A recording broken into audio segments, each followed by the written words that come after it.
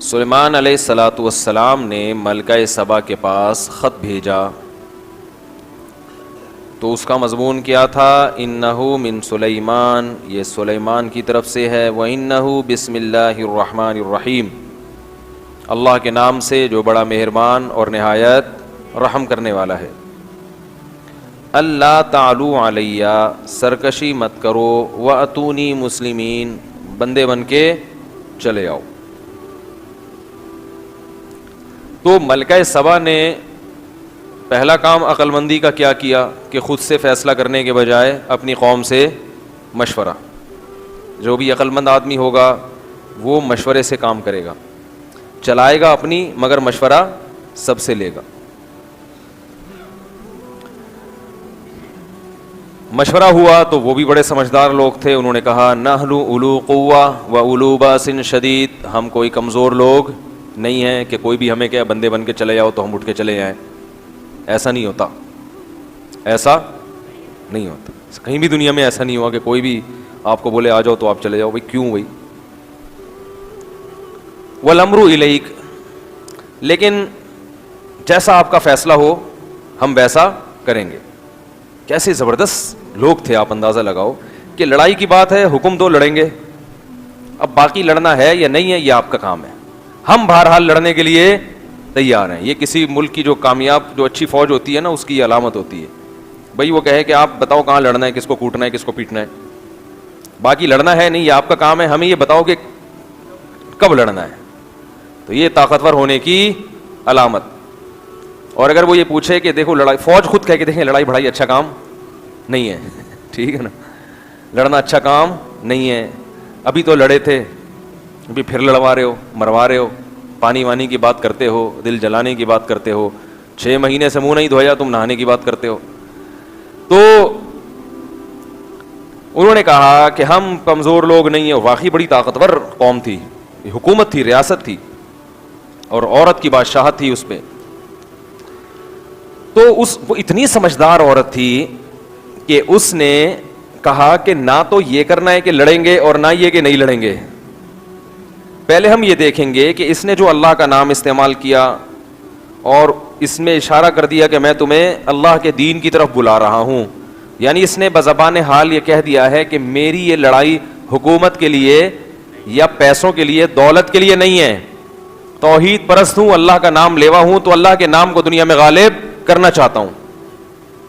تو اس کو ٹیسٹ کر کے دیکھتے ہیں۔ اس وقت تک کوئی، اس سے پہلے جو انبیاء گزرے تھے کسی نے بھی ختم نبوت کا دعویٰ نہیں کیا تھا، اس لیے تحقیق ہوتی تھی بھئی جس نے دعویٰ کیا ہے وہ سچا ہے یا جھوٹا ہے۔ تو اس نے کیا کیا کہ ملکہ سبا نے کہا کہ ابھی چیک کر کے دیکھتے ہیں، اس کو ٹیسٹ کرتے ہیں کیسا بندہ ہے، میں اس کو تحفے دوں گی، گفٹ ایسے جو اس نے کبھی دیکھے بھی نہیں ہوں گے، کیونکہ ہم بڑے پاورفل لوگ ہیں۔ اگر یہ لالچی نکلا تو یہ ان گفٹ اور ان تحفوں کو دیکھ کر متاثر ہو جائے گا، اور یہ یا تو یہ کہے گا کہ بھئی آئندہ بھی اس طرح کے، جیسے وہ جج صاحب نے کہا تھا نا، بھئی اس طرح کے 5-5 ہزار کے نوٹ کے جو ثبوت تم نے پیش کیے ہیں، ایسے 2-4 ثبوت اور چاہیے۔ ارے وہ ایک وکیل نے جج سے کہا کہ میرے موکل کا جو دلائل ہیں وہ قانون کی یہ کتاب ہے، اس کے صفحہ نمبر 345 پر ہیں۔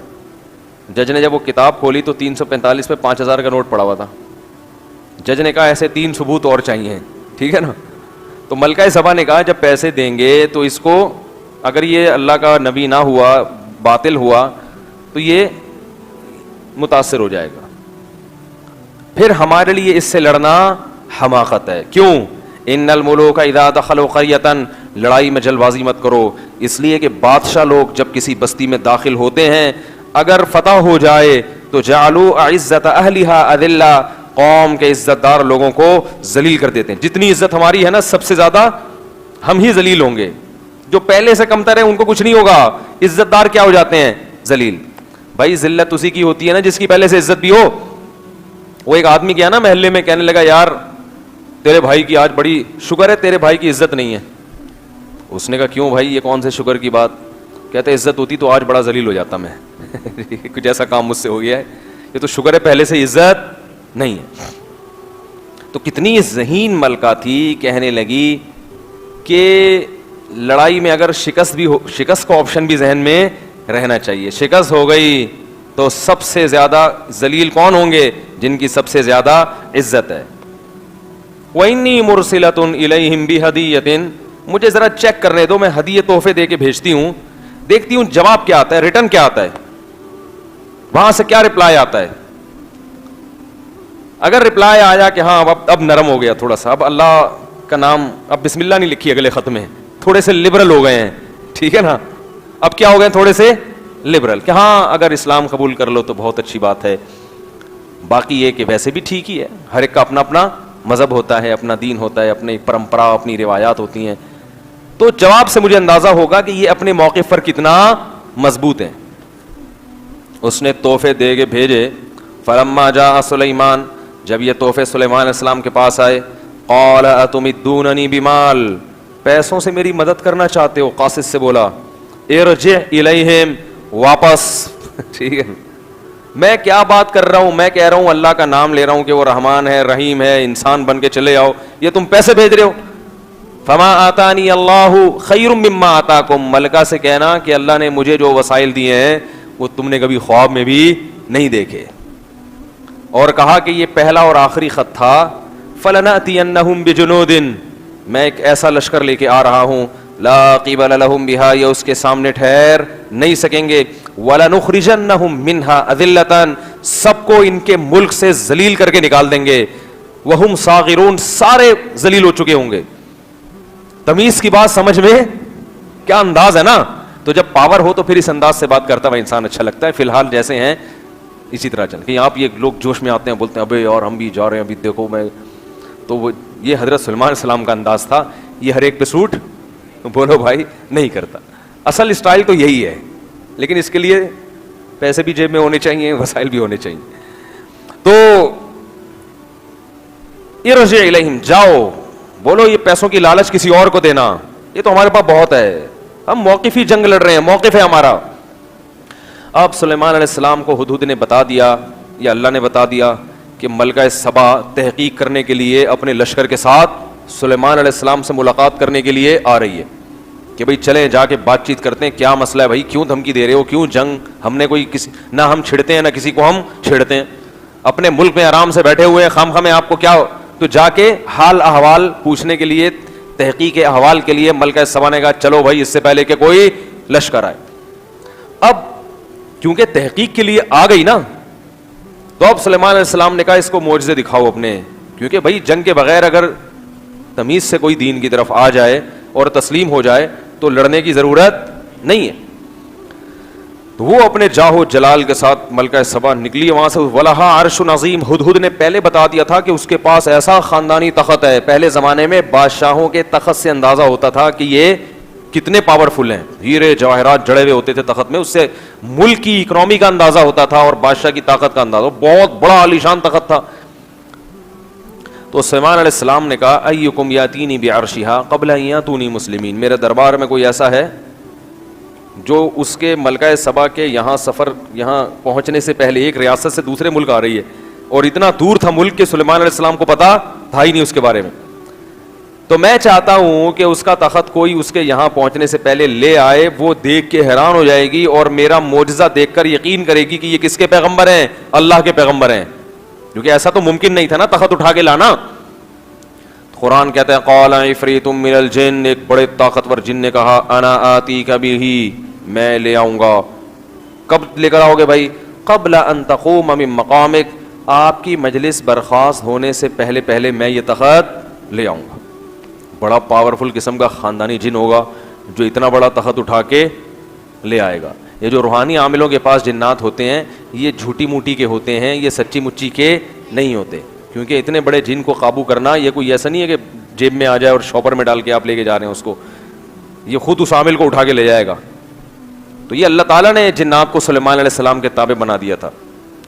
تو کون ہے جو لے کر آئے گا تخت؟ اس جن نے کہا میں لے کر آؤں گا. اور اتنی, آپ تو کہہ رہے ہیں ملکہ کے یہاں پہنچنے سے پہلے, مجلس برخاست ہونے سے پہلے حاضر. قال الذی عندہ علم من الکتاب, وہاں ایک بزرگ بیٹھے ہوئے تھے جن کے پاس زبور کا علم تھا, اللہ والے تھے, ان کے ہاتھ پہ اللہ کرامت ظاہر کرنا چاہتے تھے. انہوں نے کہا انا آتی کا بھی, میں لے کے آؤں گا قبل ان یرتد الیک طرفک, آپ کی پلک جھپکنے سے پہلے. اس کو کیا کہتے ہیں؟ کرامت. یہ تو شکر ہے اس زمانے میں وہ فتنہ پرست لوگ نہیں تھے, ورنہ وہ بھی کلپ بنا کے کہ یہ تو میڈیکلی ممکن ہے ہی نہیں, یہ تو قصے سنا سنا کے قوم کو الو بنا رہے ہیں. تو قصے بھی ہوتے ہیں اہل اللہ کے ساتھ ہی ہوتے ہیں, اور یہ نبی کے دور کے بعد بھی ہوتے رہے ہیں. یہ اس لیے کہہ رہا ہوں کہ ہر قصے کا قرآن و حدیث میں ہونا ضروری نہیں ہے. جو واقعات نبی کے دور کے بعد جو کرامتیں ہوئی ہیں وہ قرآن حدیث میں تھوڑی ہوں گی. کیا خیال ہے بھائی؟ وہ تو مشاہدے پر مبنی ہوں گی. مشاہدہ کرنے والا قابل اعتماد ہے تو اس واقعے کو بیان بھی کیا جا سکتا ہے. مشاہدہ کرنے والا ایک نمبر کا چھوڑو ہے تو وہ واقعہ بھی کیا ہوگا؟ غیر مستند. تو سب کچھ ہو سکتا ہے دنیا میں, لیکن یہ اللہ کرتا ہے, یہ بزرگ نہیں کر سکتے. تو ان بزرگ کو اللہ کی طرف سے الہام ہوا کہ آپ ارادہ کر لو میں حاضر کر دوں گا. تو ان بزرگ کو الہام ہوا, انہوں نے سلیمان علیہ السلام سے کہا کہ حضرت یہ جن ہے, یہ کہہ رہا ہے کہ میں اٹھا کے لاؤں گا آپ کی مجلس برخاست ہونے سے پہلے, میں آپ کی پلکیں نیچے آ کر اوپر جانے سے پہلے لے آؤں گا. اب ظاہر ہے جب یہ کہا تو حاضر کیونکہ پلک تو جھپک لی نا. اگر وہ سلیمان علیہ السلام کے جواب کا انتظار کرتا تو 2-4 دفعہ پلکیں تو جھپک چکے ہوتے. اس نے کہا, انہوں نے کہا کہ میں پلک جھپکنے سے پہلے تخت لے آؤں گا. یہ کہا اور تخت حاضر. اس سے بھی پتہ چل گیا میرے بھائی یہ جو کرامتیں بیان ہوتی ہیں اس میں یہ احمقانہ اور جاہلانہ اعتراض ہے کہ صحابہ سے تو ہوا نہیں, تمہارے بزرگ سے کیسے ہو گیا. یہ وہ لوگ ہیں جو بالکل کورے جاہل, جن کا کام صرف لوگوں میں بیٹھ کے فتنہ پھیلانا, علم کے علاوہ دنیا میں ان کے پاس سب کچھ ہے. یہ پلمبر بنتے, انجینئر بنتے, لوگوں کے پنکھے ٹھیک کرتے, نلکے ٹھیک کرتے, بہت اچھا کر سکتے تھے. انہوں نے وہ کرنے کا کام چھوڑ کے لوگوں میں کیا پھیلا دیا؟ فتنہ پھیلا دیا. سمجھ رہے بات کو؟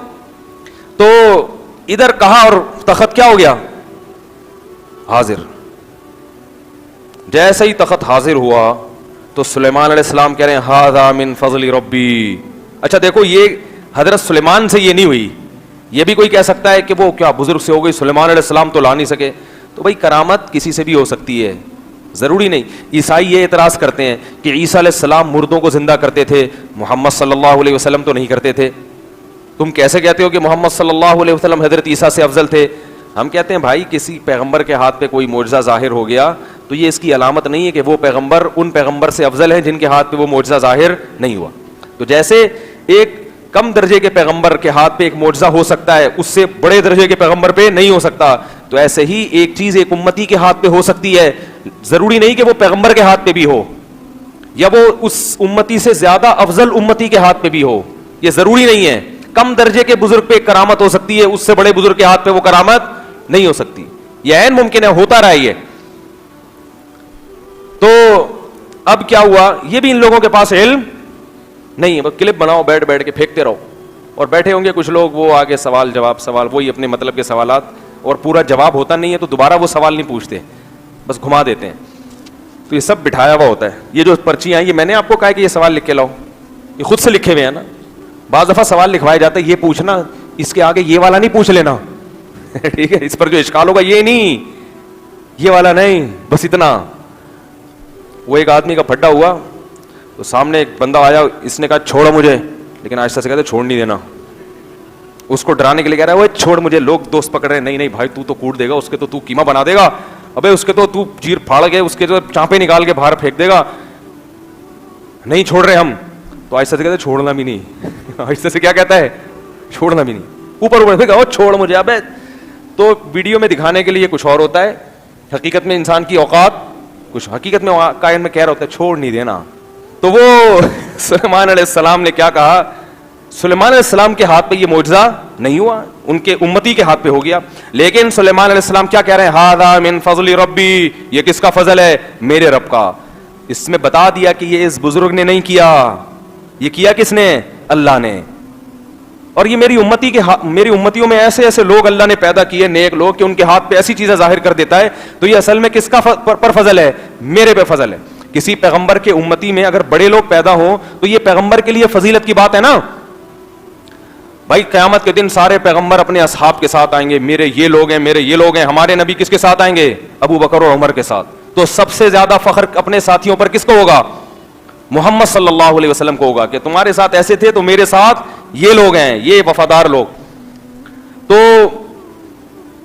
اللہ حضرت سلیمان نے کیا کہا؟ ھذا من فضل ربی، یہ میرے رب کا مجھ پہ فضل ہے، لیبلونی، اللہ اصل میں مجھے آزمانا چاہتا ہے، اشکر ام اکفر، کہ میں شکر کرتا ہوں یا ناشکری. کیونکہ انسان چوڑے میں بہت جلدی آتا ہے، تھوڑی دو چار کرامتیں ہو گئیں لوگوں کو بتاتا پھرے گا دیکھا میں کتنا بڑا بزرگ ہوں. ہوتا ہے نا، معجزہ ظاہر ہو گیا، کرامت ہو گئی، دیکھا اب پتہ چل گیا. تو دو چار لوگوں کو میرے بارے میں بڑے اچھے خواب آئے نا، تو انہوں نے مجھے کہا آپ بتاتے کیوں نہیں؟ میں نے کہا بھائی اگر کسی کو برا خواب آ گیا اللہ نہ کرے میرے بارے میں، وہ تو میں کبھی نہیں بتاؤں گا، تو اچھا کیوں بتاؤں؟ یہ تو پھر خیانت ہو جائے گی نا. ہم لوگ کیا کر رہے ہوتے ہیں؟ اچھے اچھے آ رہے ہوتے ہیں، بتا رہے ہوتے ہیں، گندے گندے چھپا رہے ہوتے ہیں، تو یہ فنڈر گیری ہو جائے گی نا. کیا خیال ہے؟ اللہ نہ کرے ہم سب کو اللہ برے خوابوں سے بچائے اور برے خوابوں کے شر سے بھی بچائے اللہ تعالیٰ. تو اعمال کو دیکھو بھائی، اعمال کیسے جا رہے ہیں. تو سلیمان علیہ السلام نے کہا اللہ مجھے آزمانا چاہتا ہے کہ میں شکر کرتا ہوں یا ناشکری. ہر نعمت پہ شکر کرنا چاہیے، تکبر نہیں. پیسہ ملا تو بھی، عزت ملی تو بھی، صحت ملی تو بھی شکر. شکر گزار کی علامت کیا ہوتی ہے؟ اس میں تواضع، عاجزی پیدا ہوتی ہے. اور ناشکری میں کیا پیدا ہوتا ہے؟ تکبر اور فخر، توہین. تیرے پاس ہے کیا؟ تیرے پاس دھیلا نہیں ہے، باتیں ایسی کرتا ہے، سب ہم نے محنت سے کمایا ہے. اس قسم کی اس کی زبان اور ٹون اس طرح کی چینج ہو جاتی ہے. اور آگے سلیمان علیہ السلام نے کہا ومن شکر، جس نے شکر ادا کیا، فإنما یشکر لنفسی، اپنا ہی فائدہ ہوگا. ومن کفر، اور جو ناشکری کر کے شو بازی پہ آ جائے گا، میں یوں فإن ربی غنی کریم، تو میرا رب غنی ہے، اسے کسی کی پرواہ نہیں ہے. اب جب تخت آ گیا تو سلیمان علیہ السلام نے کہا کہ ملکہ سبا آئے گی، بالکل وہی تخت دیکھے گی تو فوراً پہچان جائے گی، ہم تھوڑا سا اس کو سرپرائز دینا چاہتے ہیں. یہ طریقہ ہوتا ہے نا کہ بھئی تھوڑا سا اس کو کیا کریں ہم، ورنہ ایک دم سے نہیں، تھوڑا سا اس کو غور کرنے کا موقع ملے. کنفیوز ہو کے تقریباً ویسا ہی ہے، تو تقریباً ویسا انہوں نے بنا کیسے لیا؟ بھائی میپ تو تھا نہیں ان کے پاس، کوئی واٹس ایپ تو تھا نہیں کہ کسی نے ان کو تصویر لے کے بھیج دیو، تو بالکل، اور اتنے اربوں خربوں کی مالیت اس پہ لگی ہے، ان کے پاس اتنا پیسہ کہاں سے آ گیا؟ اور پھر بالکل ویسا بنا کیسے لیا انہوں نے؟ یہ 10 قسم کے سوالات ہوں گے نا اس کے ذہن میں کہ ہے تو بالکل ویسا ہی، لیکن یہ ہو کیسے سکتا ہے کہ وہاں سے یہاں اٹھا کے لے آؤ؟ کوئی جہاز وہاز تو اس زمانے میں ہوتے نہیں تھے، بحری جہاز ہوتے تھے مگر اس میں بھی تو بہت ٹائم لگے گا نا. تو قال نکروا لها عرشها، حضرت سلیمان نے کہا تھوڑی سی چینجنگ کر دو، ایک کوئی ہیرے کوئی یہاں سے اٹھا کے تھوڑا وہاں لگا دیا، تھوڑا یہاں دائیں بائیں تھوڑا سا کر دو، تھوڑی سی، زیادہ نہیں. ننظر، ہم دیکھنا چاہتے ہیں، اتہتدی، پہچان جاتی ہے، یا کبھی بھی پہچاننے سے، ہمیشہ پہچاننے سے کیا رہتی ہے؟ قاصر. ابھی ہم دیکھتے ہیں. فلما جاءت، جب وہ آئی ہے، قیل، کہا، قیل اہکذا عرشک، پوچھا گیا اس سے بھائی تیرا تخت بھی کچھ ایسا ہی تو نہیں ہے؟ کہنے لگی کأنہ ہو، مجھے تو لگ رہا ہے یہ بالکل وہی ہے. لیکن اس نے یہ کہا نہیں کہ یہ وہ ہے، کیونکہ وہ کہتی کہ یہ ایسے ہو ہی نہیں سکتا کہ وہاں سے وہاں اٹھا کے آ جائے، بھائی یہ تو پاسبل ہے ہی نہیں. کأنہ ہو وأوتینا العلم من قبلها وكنا مسلمین، اور کہنے لگی ہمیں آپ کے بارے میں پہلے سے نالج ہے کہ آپ بھی بڑے، اللہ نے آپ کے پاس بڑے بڑے انجینئر پیدا کیے اور بڑے وسائل دیے ہیں، تو عین ممکن ہے اسی جیسا تخت آپ نے بنا لیا ہو. ہمیں پتا ہے پہلے سے آپ کے بارے میں اطلاعات ملتی رہی، تحقیق تو اس نے اور بھی کی ہوگی نا، اطلاعات پہنچ چکی تھی کہ بھائی بڑے بڑے انجینئر ہیں ان کے پاس، بہت کچھ ہے، تو بنا لیا ہوگا، ممکن ہے اسی جیسا بنا لیا ہو. لیکن کنفیوز رہی کہ یار یہ اسی جیسا کیسے بنا لیا. تو کأنہ ہو وأوتینا العلم من قبلها وكنا مسلمین، اور ہم تو پہلے ہی تسلیم ہو چکے ہیں آپ کی صلاحیتوں کے آگے، اپنے سر کو ہم نے جھکا لیا ہے. اللہ فرماتے ہیں وَصَدَّهَا مَا كَانَتْ تَعْبُدُ مِن دُونِ اللَّهِ. دیکھو قرآن ملکہ سبا کی تعریف کر رہا ہے کہ وہ قوم جو اللہ کے علاوہ کی عبادت کرتی تھی، اس قوم نے اس کو اللہ کی شرک، اللہ کے علاوہ کی عبادت پہ مجبور کر دیا تھا. انہا کانت من قوم کافرین، کیونکہ اس کی قوم کیا تھی؟ بری. گویا اللہ ان لفظوں میں ملکہ سبا کی تعریف کر رہے ہیں کہ ماحول نے اس کو کیا کر دیا تھا؟ اتنی ذہین عورت کو غلط راستے پہ ڈال دیا. اس سے پتہ چلتا ہے کہ ماحول انسان کو بت پرستی پہ لگا دیتا ہے. ابھی ہم نے کل کلپ کوئی دیکھا پرسوں کہ بڑے بڑے پڑھے لکھے ٹائپ کے لوگ لگ رہے تھے ہمیں، واللہ عالم، وہ کیا ہے گائے کے سامنے آ کے لیٹتے ہیں. ہندوؤں میں گائے ان کے کمر پہ اپنا پاؤں رکھتی ہے، ہٹا لیتی ہے، پھر وہ لیٹتے ہیں، پھر گائے آتی ہے، پاؤں سمجھتے ہیں آشیرواد لے رہے ہیں گائے کا. گائے کا کیا لے رہے ہیں؟ وہ میں نے کہا پاؤں رکھ کے کھڑی ہو گئی نا, یہ آشیرواد یہ مہنگا پڑ جائے گا. وہ گائے کو کیا پتا بھائی کیا ہو رہا ہے, وہ تو آ رہی ہے ٹانگ رکھ رہی ہے, لوگ نیچے آ کے لیٹ رہے ہیں. تو بڑے بڑے پڑھے لکھے لوگ بیوقوف بن جاتے ہیں ماحول کی وجہ سے. اور یہ ملکہ سبا کے واقعے میں نا بڑی عجیب عبرت یہ ہے کہ قرآن میں جتنے واقعات بیان ہو رہے ہیں زیادہ تر کیا ہے, نبی نے سمجھایا, قوم نہیں مانی, اللہ نے تباہ کر دیا. وہ سارے مرد تھے, فرعون بھی مرد تھا, قارون بھی مرد تھا, حامان بھی مرد تھا. حدیث میں آتا ہے کہ اللہ نے عورت میں مرد کی نسبت عقل کم رکھی ہے, مرد کی نسبت عقل کیا رکھی ہے, کم. لیکن دوسری طرف ہم قرآن میں دیکھتے ہیں کہ جتنے حاکم مرد گزرے ہیں سب پیغمبروں کے مقابلے میں آ کے کھڑے ہوئے, لیکن یہ عورت تھی, اس نے تحقیق کی کہ میں دیکھوں کہ یہ اہل حق میں سے ہے یا اہل باطل میں سے. اس سے پتا چلا کہ عورت میں عقل مرد سے کم ہے, مگر یہ قاعدہ کلیہ نہیں ہے. بعض عورتیں مردوں سے زیادہ ذہین ہوتی ہیں. اب آپ کی جب بیوی بیان سنے گی تو وہ کہے گی کہ ان بعض میں میں داخل ہوں. میں نے کہا تھا نا کہ سب عورتیں ایک جیسی نہیں ہیں. اور وہ کہے گی کہ دنیا میں جتنے مرد ہیں سب عقل مند ہوتے ہیں سوائے آپ کے. بس مجھے اللہ نے جو میاں دیا ہے وہ پتہ نہیں کیوں بیوقوف پیدا ہو گیا. تو یہ ہوگا, برداشت کریں, کوئی ایسا مسئلہ نہیں, ہم بھی برداشت کرتے ہیں. تو خیر, تو کیسا اللہ تعالیٰ نے اس کی ذہانت کو بیان کیا کہ انہا کانت من قوم کافرین, اس کو برے ماحول نے کیا کر دیا تھا, خراب. قیل لها ادخل الصرح فلما رأته حسبته لجة وكشفت عن ساقيها. سلیمان علیہ السلام نے ایک فرش بنایا تھا, اس میں ایسی ٹیکنالوجی استعمال کی تھی انجینئروں نے کہ وہ دیکھنے میں لگتا تھا پانی ہے. یعنی اس میں شیشے کا ایسا کام ہوا تھا کہ وہ دیکھنے میں کیا لگتا تھا, یہ پانی ہے. ظاہر ہے اس دور میں ایسی چیز بنا لینا کہ وہ انسان اتنا دھوکے میں پڑ جائے کہ وہ لگے کہ یہ تیرتا ہوا کیا ہے, یہ موجیں ہیں اور اس میں پانی تیر رہا ہے, حالانکہ وہ پانی نہیں تھا, وہ شیشہ تھا. فلما رأته حسبته لجا, وہ سمجھی کہ یہ پانی ہے. کشفت عن ساقیہا, اپنے پائنچے اوپر کیے کہ میرے پاؤں, میرے جو پائنچے ہیں وہ گیلے نہ ہو جائیں. کتنی ماڈرن عورت تھی کہ بادشاہ تھی مگر لباس اس نے پھر بھی پورا پہنا ہوا تھا. یہ وہ دور تھا جب کافر عورتیں بھی عزت اس میں سمجھتی تھیں کہ ڈریس مکمل ہونا چاہیے. انگریز نے غلط راستے پہ ڈال دیا, اس نے ماڈرنزم بنا دیا کہ جتنے کپڑے مختصر ہوں گے آپ اتنی پڑھی لکھی ہوں گی کہلائیں گی.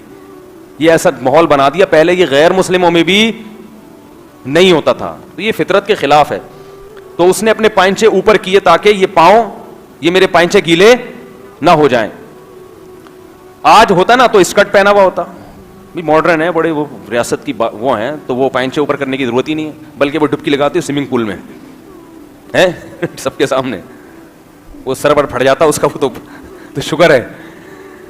تو فلما رأته لجة حسب فلما کیا ہے, قیل لها ادخل الصرح فلما رأته حسبته لجة وكشفت عن ساقيها قال انه صرح ممرد من قوارير.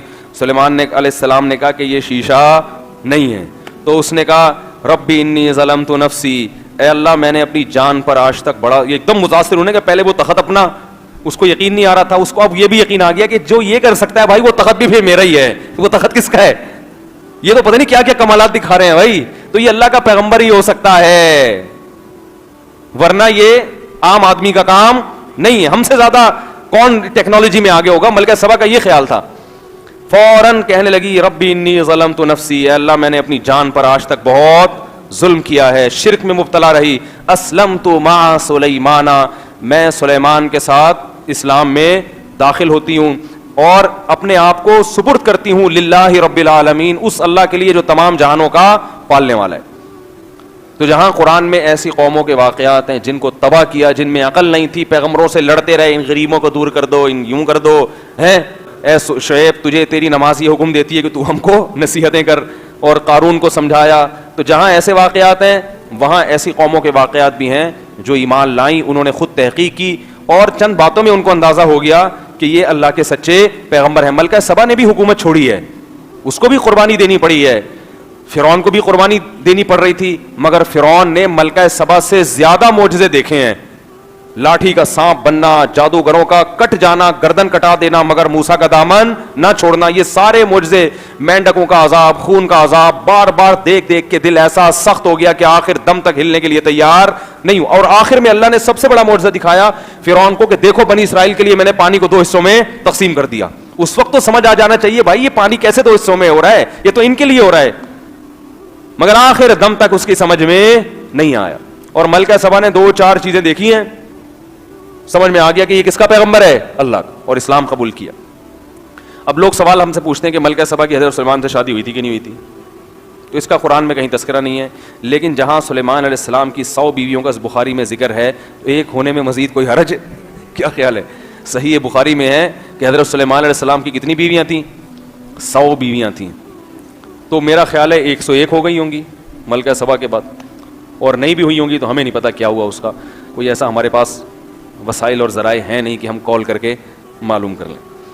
تو یہ عبرت کا ایک واقعہ ہے جو اللہ نے قرآن مجید میں بیان کیا. اس سے ہمیں کیا سبق ملتا ہے کہ پہلا سبق تو یہ ملتا ہے کہ جو حدیث میں آتا ہے کہ اللہ نے مردوں کو عقل عورت سے زیادہ دی ہے, اصول یہی ہے, لیکن بعض عورتوں کو اللہ نے عقل مردوں سے, بعض جن میں ایک ملکہ سبا تھی, جن میں حضرت عائشہ رضی اللہ تعالیٰ عنہ ہیں, جن میں حضرت آسیہ فرعون کی بیوی ہیں, جن میں حضرت مریم ہیں.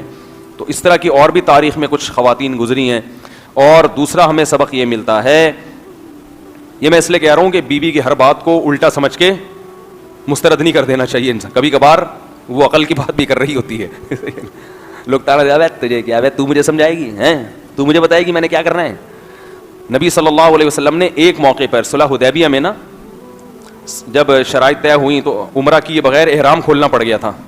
تو آپ صلی اللہ علیہ وسلم صحابہ کو کہہ رہے تھے کہ احرام کھول دو. صحابہ مان نہیں رہے تھے کہ بھائی ہم کیسے احرام کھول دیں, حج کیا, عمرہ کیا نہیں, اور ہم سر منڈالیں احرام کھول دیں. تو آپ نے اپنی زوجہ سے مشورہ کیا, غالباً حضرت صفیہ تھیں, تو انہوں نے فرمایا کہ آپ لوگوں کو بتائیں نہیں, آپ خود اپنا سر منڈوا لیں, بتائیں نہیں, عمل کر کے دکھا دیں تو لوگ خود بخود کرنا شروع کر دیں گے. تو آپ نے ایسا ہی کیا, احرام سے باہر آ گئے. جب صحابہ نے دیکھا یار نبی نے جب احرام کھول دیا تو ہم کیا نبی سے آگے ہیں کیا, کیونکہ احرام کھولنا ایسے ہے جیسے نماز کو درمیان میں توڑ دینا, سمجھ رہے ہیں نا.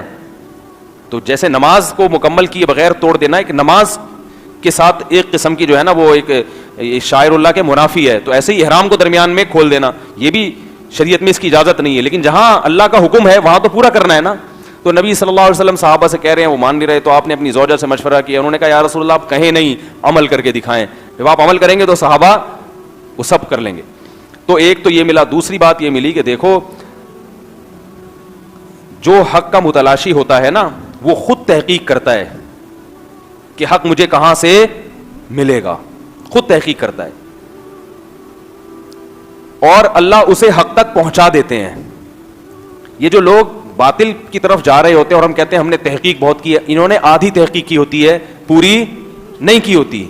پوری تحقیق کریں گے تو اللہ تعالیٰ کا وعدہ ہے والذین جاہدوا فینا لنہدینہم سبلنا, جو ہمارے راستے میں کوشش کرتے ہیں ہم ان کے لیے اپنے راستے کھول دیتے ہیں, ان کو راستوں کی طرف رہنمائی کر دیتے ہیں ہم. تو یہ بھی ہمیں اس واقعے سے سبق ملتا ہے. اور ایک سبق یہ بھی ملتا ہے کہ اللہ نے بنی اسرائیل کو کتنا نوازا تھا, سلیمان علیہ السلام کو بھیجا کیسے پیغمبر, انہوں نے اپنے پیغمبروں کی قدر نہیں کی. ہماری اس امت میں تو کوئی, ہمارے نبی صلی اللہ علیہ وسلم کو تو اللہ نے ایسی حکومت نہیں دی, بلکہ مکہ فتح ہوا اور اللہ نے اپنے نبی کو اٹھا لیا اور باقی کام امت کے ذمے لگا دیا. تو صحابہ کرام کو بھی ایسے معجزے نہیں دیے, کیسی محنت کی ہے صحابہ کرام نے, قربانیاں دی ہیں, پوری دنیا میں دین کو غالب کر کے چھوڑا انہوں نے. تو یہ محنتوں سے اور ان کے اخلاص سے اللہ نے, اب ہمیں پکی پکائی روٹی مل گئی ہے, تو ہماری اب ذمہ داری ہے کہ ہم دین کی تبلیغ کریں, دین کو پھیلانے کی کوشش کریں. اللہ عمل کی توفیق عطا فرمائے.